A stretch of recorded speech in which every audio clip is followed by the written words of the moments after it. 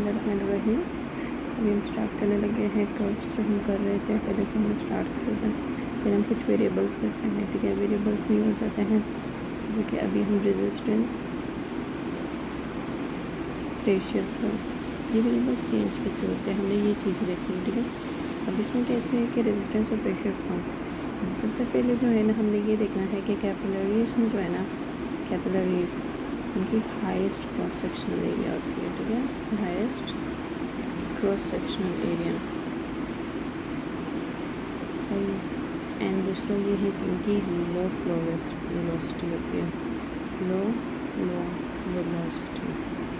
अब इसमें क्या है कि हम कैसे करेंगे, अगर किसी चीज़ की आपने हाईएस्ट क्रॉस सेक्शनल एरिया और लो फ्लो वेलोसिटी है, तो हमें कैसे करना है कि volumetric flow rate is equals to flow velocity into cross sectional area. जिसके हाईएस्ट क्रॉस सेक्शनल एरिया हो, लो फ्लो वेलोसिटी, इसकी वॉल्यूमेट्रिक फ्लो रेट को कैलकुलेट कर लेना। इसी तरह ओहम्स लॉ ने क्या कहा था कि ओहम्स लॉ ने कहा था कि चेंजिंग V जो है वो इक्वल है करंट इनटू रेजिस्टेंस। दूसरा ये है कि अगर आपने टोटल रेजिस्टेंस कैलकुलेट करना हो, टोटल रेजिस्टेंस, तो वो आपने देखना है कि अगर वो सीरीज़ में अटैच है तो वो लीनियर ही R3 जो है ना वो इक्वल होते हैं R1 plus R2 up to so on. लेकिन अगर वो पैरेलल में अटैच होंगे तो रेजिस्टेंस इनका होगा 1/R3 जो है is equal to 1/R1 plus 1/R2 up to so on continue. फिर उसके बाद हम करेंगे कि विस्कोसिटी किस चीज़ पे डिपेंड करती है। ठीक है, विस्कोसिटी जो है ना वो दो चीज़ों पे डिपेंड करेगी। एक होगा कि इंक्रीजिंग विस्कोसिटी, किसके साथ होगी, इंक्रीजिंग विस्कोसिटी जो है वो किस में होगी, इंक्रीजिंग विस्कोसिटी किस किस कंडीशन में विस्कोसिटी इंक्रीज होगी। ठीक है, हमें ये देखना है, तो उसमें ये होगा हाइपर प्रोटोनेमिक स्टेट में, हाइपर प्रोटोनेमिक स्टेट में, जैसे कि कौन सा, मल्टीपल माइलोमा में। दूसरा ये है कि increasing red blood cell polycythaemia में। इसके बाद नेक्स्ट जो है ना वो है कि डिक्रीज इन विस्कोसिटी किस चीज़ में, विस्कोसिटी डिक्रीज़ कब होगी, तो वो हमारे पास है डिक्रीज इन विस्कोसिटी अकर से एनीमिक पेशेंट में, एनीमिया में। नेक्स्ट है हमारे पास जो है ना कि आर्टीरियोल्स और वीन्यूल्स के रेजिस्टेंस में और उनके ब्लड स्टोरेज कैपेसिटी में किस में ज़्यादा होती है। अकॉर्डिंग सेकेंड जो आर्टीरियोल्स है हमारे पास, ठीक है,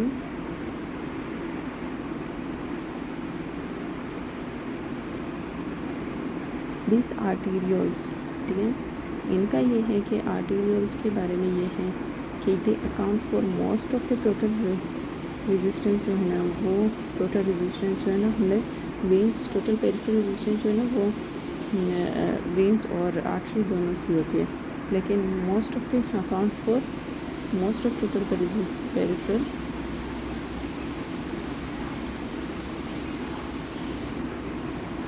रेजिस्टेंस जो है वो है ड्यू टू आर्टीरियल्स की वजह से। और जो है वेन्स हैं, वेन्यूल्स, ठीक है, उसमें आ जाता है कि वेन्स में, ठीक है, उनकी क्या है कि मैक्सिमम स्टोरेज कैपेसिटी है, मैक्सिमम ब्लड जो है ना वो हमारा वेन्स के अंदर होगा। तो इसलिए वेनस डायलिटेशन से आपकी जो है ना हमारी कार्डियक आउटपुट बहुत ज़्यादा हमारे को अफेक्टेड होगा। ठीक है, तो इसके बाद नेक्स्ट हम करने लगे हैं, इसके बाद हम करने लगे हैं वो है हमारे पास cardiac and vascular function curve. अब इसमें क्या है कि जो कार्डियक और वेस्कुलर फंक्शन कर्व हैं वो इसके बीच में होता है। यहाँ पर वर्टिकल लाइन में वाई एक्सिस के अलॉन्ग हम लगे cardiac output and venous return, ठीक है, दोनों नीचे से स्टार्ट होंगे और ऊपर की तरफ ही जाएंगे। इससे this is cardiac output and venous return. और जो अलॉन्ग एक्स एक्सिस हैं वो हम लेंगे रेट प्रेशर RAP, ठीक है।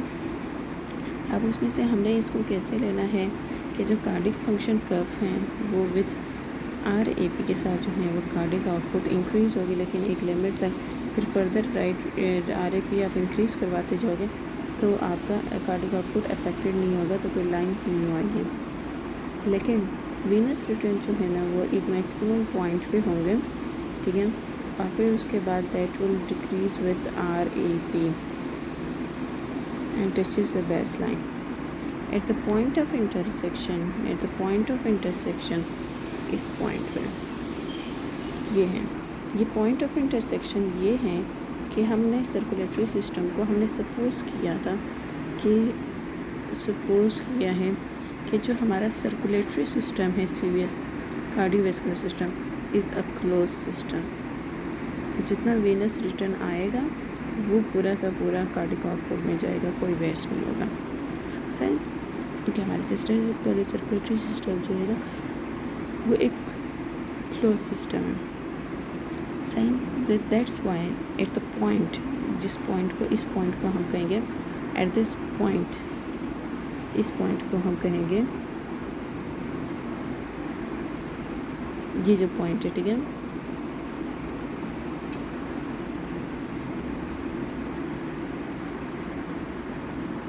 इस पे हम कहेंगे कि मतलब हमारी जो जिस पॉइंट पे हम कहेंगे कि हमारा जो इंटरसेक्शन हो रहा है यहाँ पर, तो cardiac output is equal to venous return this particular operative point of the heart. अब कुछ मेडिसिन जो है ना वो एक्ट करते हैं, इस कर्व को अफेक्ट कैसे करेंगे।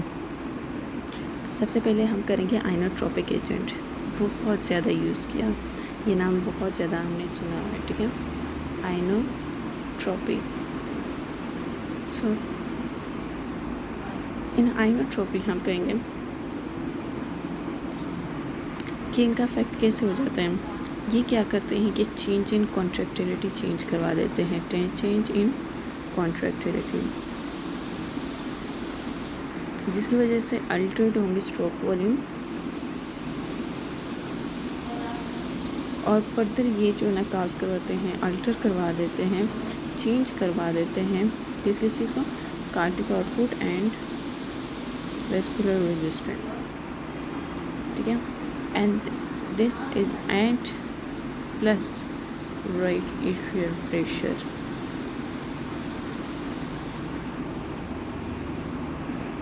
आइनोट्रोपिक एजेंट्स हमारे पास हैं कौन कौन से। Inotropic agents are the catecholamines, these are the inotropic agents, and digoxin, these are inotropic agent, exercise, these all are not exactly inotropic agent, but these increase the contractility of the heart.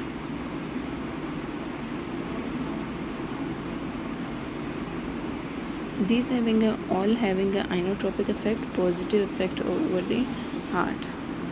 सही, second जो है ना जिसका inhibitory effect होगा, heart failure जिसके साथ है with reduced ejection fraction, and narcotic overdose, जिससे नारकोटिक ड्रग्स सेडेटिव्स होते हैं ना, बहुत ज़्यादा ये ले लिया, डिपेंडेंट होते, एंड सिंपैथेटिक इनहिबिशन।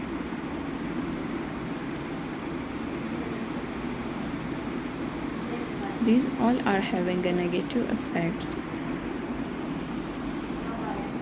जो पॉजिटिव है, these agents increase the inotropy of the heart, inotropy, and these agents decrease the inotropy of the heart.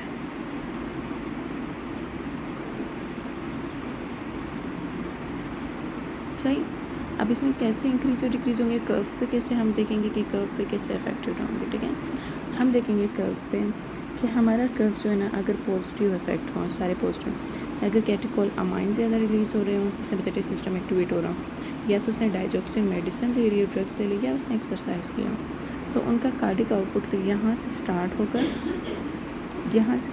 होकर ऊपर की तरफ जाते हैं विद मिनिमम प्रेशर के साथ भी इनका कार्डिक आउटपुट बहुत ज़्यादा हाई होगा, और curve will move upward. This is positive inotropy, and the negative inotropy is कि मतलब बहुत ही लार्ज प्रेशर को आएंगे for increase in cardiac output, और एक पॉइंट आएंगे कि फिर उसमें फर्दर कोई चेंज नहीं होगा, दिस डिक्रीज द inotropy। ये जो वीनस रिटर्न है ना, ये venous return at maximum point पे है और फिर उसके बाद एक डिक्रीज होते जाएंगे और एक पॉइंट पहुँचेगा, एक बेस लाइन को टच करेंगे। This is the mean arterial pressure होगा।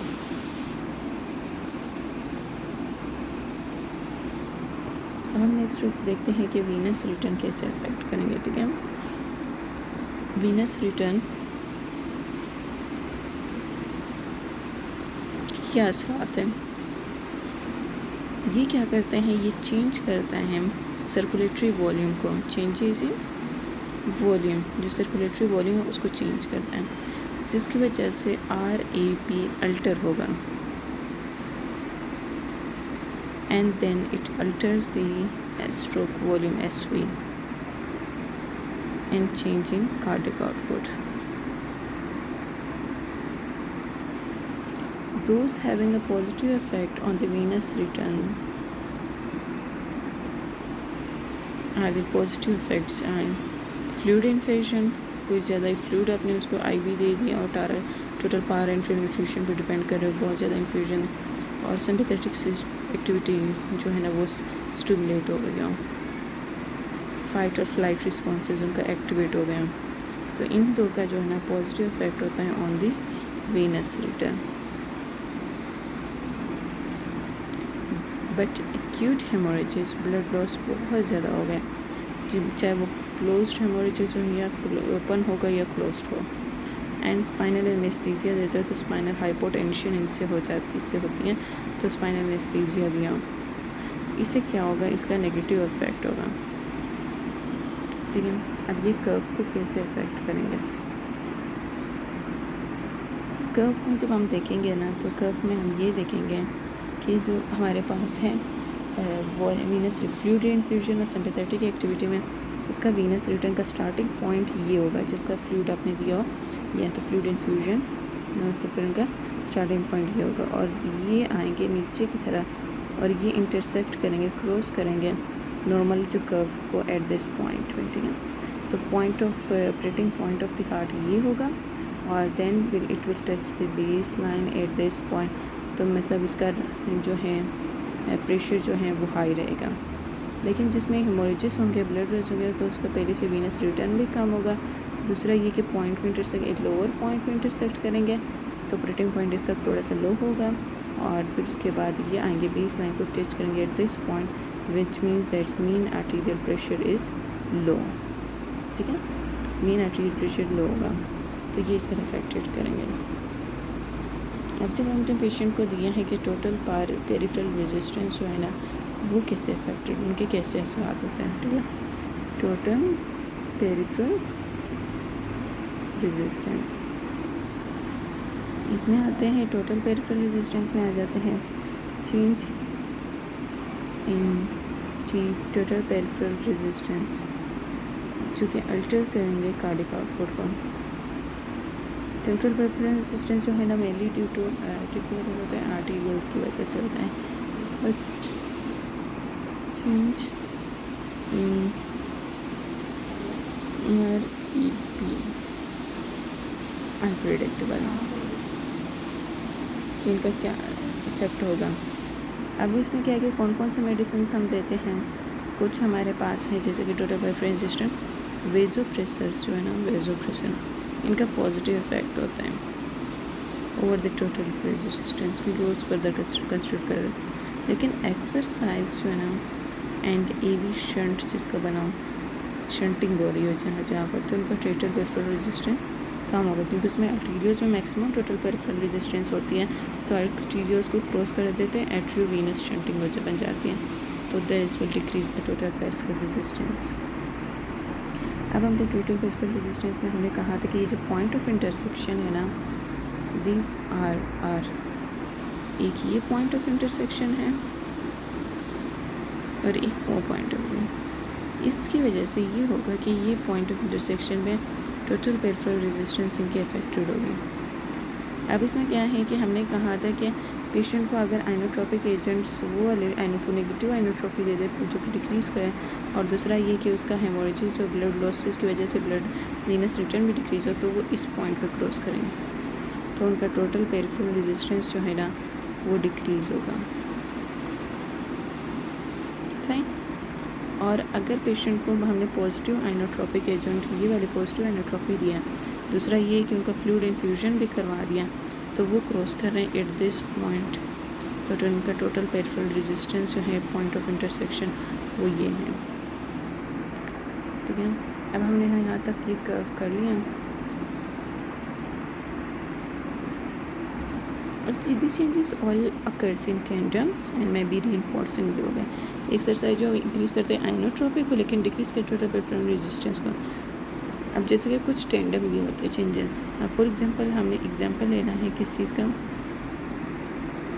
एग्जांपल है हमने लेना है कि जैसे फॉर एग्जांपल हमने लिया था कि एक्सरसाइज के बारे में से एक्सरसाइज क्या करता है कि वो पॉजिटिव आइनोट्रोपी इफेक्ट होता है इनका, और दूसरा ये है कि but decrease the total peripheral resistance.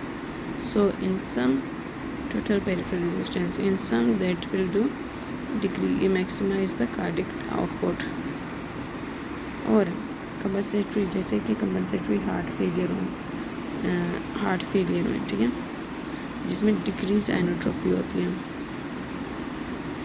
और इसके अलावा फ्लूइड रिटेंशन हो।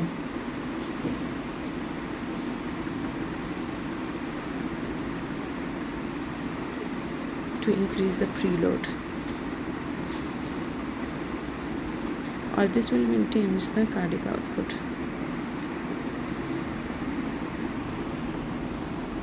यहाँ तक हमारे आगे कि ये जो है ना, इनका जो है ना मतलब फ्लूइड रिटेंशन और हार्ट फेलियर में भी फ्लूइड रिटेंशन होती है ना, तो इनका भी यही इफेक्ट होगा कि fluid retention to increase the preload, और ये दोनों क्या करेंगे, मेंटेन करेंगे कार्डियक आउटपुट को। फिर उसके बाद हार्ट नेक्स्ट जो पढ़ा है वो हार्ट कर रहे हैं, कुछ हमने इम्पोर्टेंट जो है वो कोर्स करने हैं, प्रेशर वॉल्यूम लूप्स और कार्डिक साइकिल्स। यही तक हमारा नेक्स्ट हम करेंगे जो हार्ट ग्राफ है, उसमें ये सारे उसके ग्राफ जो है ना और हार्ट साउंड्स को, जुगुलर वेनस प्रेशर को ना कंपेयर करेंगे। ठीक है, अल्लाह हाफिज़।